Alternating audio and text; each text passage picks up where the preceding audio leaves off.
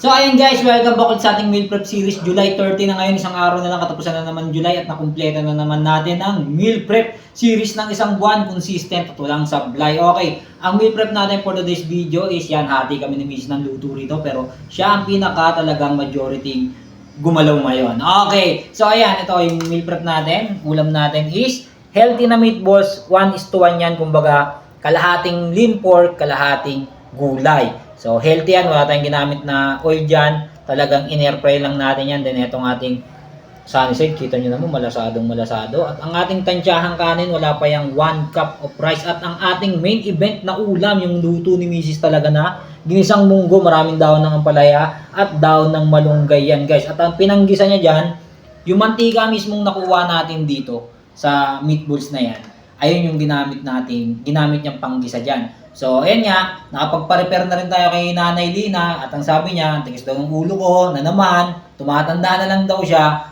nihilot niya pa rin daw ako. So, mag-ingat na daw ako susunod kasi yung buto daw, habang tumatanda, nag-iiba. So, ayan, huwag daw ako umupo ng parang pahiga sa couch. Yun, iwasan ko daw yun. Tsaka tigil ko daw muna yung mga workout ko ng 3 to 5 business days, guys. Pero sa akin siguro mga isang linggo ko to papahinga para sureball na sureball. Diba? So, ayan. Maiba ako, guys. So, eto yung mga newbie or magbabalak pa lang magpapayat o yung nag-uumpisa na, eto, madalas natin tong marinig talaga kahit sa ang lupalop ng social media. Ang lagi sinasabi sa atin is discipline and consistency, guys. So, wala namang mali ron, tama yun. Pero kung ako nagaling 90 kilos from dati na narinig ko yun, halimbawa, ang tao ko, di ba, walwal yung lifestyle ko, tapos bigla akong nag-post na, gusto kong pumayat, paano? Biglang may nag-comment sa akin dyan na marunong, o kaya may experience, sabihin, kumain ka ng ganito, basta consistency, tsaka discipline lang, ganun lang. Then ako na mataba, na wala naman akong experience sa pagpapayat, mababasa ko yun, tapos sabi mo, discipline and consistency. Baka consistent na kumain ng marami, yun kakayanin ko.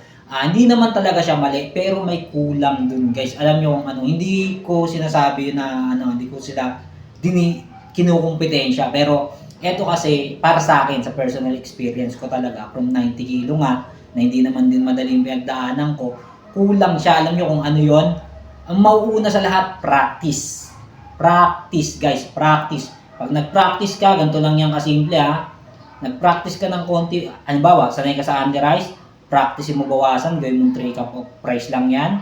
Practicein mo, then, pag araw-araw mo siyang ginawa, magiging consistent ka, kasi practice ka nga Ngayon, pag naging consistent ka, dahil araw-araw mo siyang ginagawa, madalas na, makakabisado na yan ng muscle memory mo. Ngayon, pag nakabisado na yan ng muscle memory mo, eto na.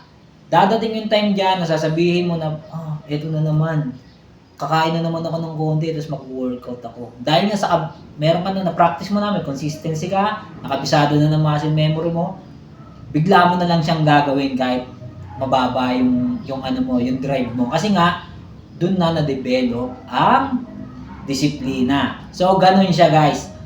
Hindi siya mali yung consistency at disiplina. Meron lang siyang kulang. Mag-uumpisa ka, mag-practice. Guys, ganun lang siya kasimple. Sama mo lang din ng mga discarding ganito sa meal prep mo. Kaya nga, sabi ko nga, kung sa pagkain ka tumaba, siyempre sa pagkain ka pa rin talaga papayat. Sama mo lang yan ng regular exercise.